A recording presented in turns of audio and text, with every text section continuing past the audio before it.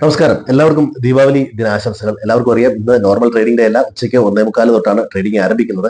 ഇന്നലെ US മാർക്കറ്റുകളെല്ലാം close ചെയ്ത് പോസിറ്റീവിലാണ്. ഡൗ ജോൺസ് 1.12%, S&P 500 1.07%, നാസ്ഡാക്ക് 1.37% പോസിറ്റീവിലാണ് ക്ലോസ് ചെയ്തത്. ഏഷ്യൻ മാർക്കറ്റുകളും എല്ലാം പോസിറ്റീവിലാണ് ക്ലോസ് ചെയ്തത്. നമുക്കറിയാം, ഇന്ത്യൻ മാർക്കറ്റുകളും ഇന്നലെ 1% മുകളിൽ പോസിറ്റീവായിട്ടാണ് ക്ലോസ് ചെയ്തത്. US മാർക്കറ്റ് പ്രധാനമായിട്ടും പോസിറ്റീവായിട്ട് ക്ലോസ് ചെയ്യാനുള്ള കാരണം ഈ വരുന്ന കോർപ്പറേറ്റ് റിസൾട്ടാണ്. ഗവൺമെന്റിന്റെ ഷട്ട് ഡൗണുകൾക്കിടയിലും ഷട്ട്ഡൌണിന്റെ ആ സാമ്പത്തിക പ്രതിസന്ധികൾക്കിടയിലും കോർപ്പറേറ്റ് റിസൾട്ടുകൾ വളരെ പോസിറ്റീവായിട്ടാണ് വരുന്നത്. അതിന്റെ തൊട്ട് മുമ്പിലത്തെ ദിവസം ഈ റീജിയണൽ ബാങ്കുകൾ ചില സാമ്പത്തിക പ്രതിസന്ധികൾ നേരിടുന്നു, കിട്ടാക്കടം, അത്തരത്തിലൊരു ന്യൂസ് വന്നതിനെ തുടർന്ന് മാർക്കറ്റ് ഒരു ചെറിയൊരു സെല്ലിംഗ് കാണിച്ചിരുന്നു. അതിൽ ഒരു സ്ഥാപനം സിയോൺ ബാങ്ക് കോർപ്പ് വളരെ നല്ല ഒരു ക്വാർട്ടർലി റിസൾട്ടാണ് ഈ അടുത്ത ദിവസം പുറത്തുവിട്ടത്.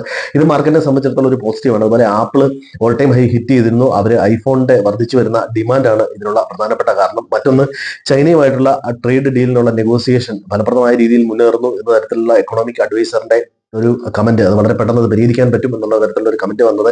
ഇന്ത്യയുമായിട്ടുള്ള ഒരു ട്രേഡ് ഡീലിനെ സംബന്ധിച്ചിടത്തോളം ചർച്ചകൾ പുരോഗമിക്കുന്നത്, ഇതെല്ലാം ആഗോളതലത്തിലും ഇന്ത്യൻ മാർക്കറ്റിനും ബാക്കിയുള്ള മാർക്കറ്റുകളെ സംബന്ധിച്ചെല്ലാം ഒരു പോസിറ്റിവിറ്റി നിലവിൽ വന്നിട്ടുണ്ട്. അതുകൂടാതെ ഇന്ത്യൻ മാർക്കറ്റ് ആണെങ്കിലും ഒരു ഉത്സവ മൂഡിലാണ്. നമുക്കറിയാം, ഈ GST കട്ടും അതുപോലെ ഇൻകം ടാക്സിന്റെ 12 ലക്ഷം വരെ ആക്കിയതുമൊക്കെ ആൾക്കാരിൽ കൂടുതൽ ലിക്വിഡിറ്റി വരുന്നുണ്ട്. റിസർവ് ബാങ്കിന്റെ ഭാഗത്തു നിന്നും ലിക്വിഡിറ്റി പമ്പ് ചെയ്യുന്നുണ്ട്. ഇതെല്ലാം സാധാരണഗതിയിൽ മാർക്കറ്റിലേക്കാണ് വരുന്നത്. ഇതിന്റെ ഒരു ഫലമായിട്ട് വാഹന വിൽപ്പന, അതുപോലെ ഇലക്ട്രോണിക്സ് ഗുഡ്സിന്റെ വിൽപ്പന ഇതെല്ലാം 22-ാം തീയതിക്ക് ശേഷം കൂടിയിട്ടുണ്ട് എന്നുള്ളതാണ് കണക്കുകൾ സൂചിപ്പിക്കുന്നത്. ഇതൊക്കെ രണ്ടാമത്തെ ഫലത്തിലും അതുപോലെ മൂന്നാമത്തെ ഫലം ഇതിലും മികച്ചതായിരിക്കും എന്നുള്ള ഒരു എക്സ്പെക്ടേഷനും ഒക്കെയാണ് മാർക്കറ്റ് ഇതുപോലെ കയറാനുണ്ടായ പ്രധാനപ്പെട്ട കാരണം. അതുപോലെ മിക്ക റേറ്റിംഗ് ഏജൻസികൾ, മോർഗൻ സ്റ്റാൻലി ഉൾപ്പെടെയുള്ള റേറ്റിംഗ് ഏജൻസികൾ, HDFC ബാങ്കിനും ICICI ബാങ്കിനും ഒക്കെ, അത്തരത്തിൽ ബാങ്കുകൾക്കും റിലയൻസിനും ഒക്കെ പുതിയ ടാർഗറ്റ് നൽകിയതും ഒക്കെ മാർക്കറ്റിനെ സംബന്ധിച്ച് പോസിറ്റീവാണ്. അതുപോലെ 2026 ഇന്ത്യക്ക് നേട്ടമാകുമെന്ന് ഗോൾഡ്മാൻ സാക്സ് പറഞ്ഞത് വളരെ പോസിറ്റീവാണ്. GST ഒരു റിഫോംസും അതുപോലെ വായ്പ വർദ്ധിക്കുന്നതും ഗവൺമെന്റ് എടുക്കുന്ന പല നടപടികളും കേന്ദ്ര ബാങ്കിന്റെ സപ്പോർട്ടും എല്ലാം ഇന്ത്യൻ എക്കോണമി വളരെ സപ്പോർട്ട് ചെയ്യുമെന്നാണ് അവരുടെ ഒരു കമന്റ് വന്നിരിക്കുന്നത്. ഇതൊക്കെ മാർക്കറ്റിനെ സംബന്ധിച്ച് പോസിറ്റീവാണ്. റയർ എർത്ത് മെറ്റൽസിന്റെ കാര്യത്തിൽ ഓസ്ട്രേലിയ സർക്കാരുമായിട്ട് ട്രംപ് അഡ്മിനിസ്ട്രേഷൻ 75,000 കോടി രൂപയുടെ ഡീല് വന്നിട്ടുണ്ട്. ഇന്ത്യയിലാണെങ്കിലും ബാങ്കിങ് കമ്പനികളുടെ റിസൾട്ടുകളെല്ലാം വളരെ പോസിറ്റീവാണ്. ബാങ്ക് നിഫ്റ്റിയും ഫിൻ നിഫ്റ്റിയും ഓൾ ടൈം ഹൈ കട്ട് ചെയ്തിട്ടുണ്ട്.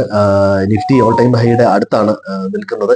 അപ്പോൾ ഒരുപക്ഷെ ഇന്നത്തെ ട്രേഡിൽ നിഫ്റ്റി 26,000 ഒന്ന് ക്രോസ് ചെയ്യാനുള്ള ഒരു സാധ്യത വളരെ കൂടുതലാണ്. ഓപ്പണിംഗ് മിക്കവാറും 25,924, 950 ലെവലിലാവാനാണ് സാധ്യത. 25,800 ലെവലൊക്കെയാണ് സപ്പോർട്ട് ആയിട്ട് നിൽക്കുന്നത്.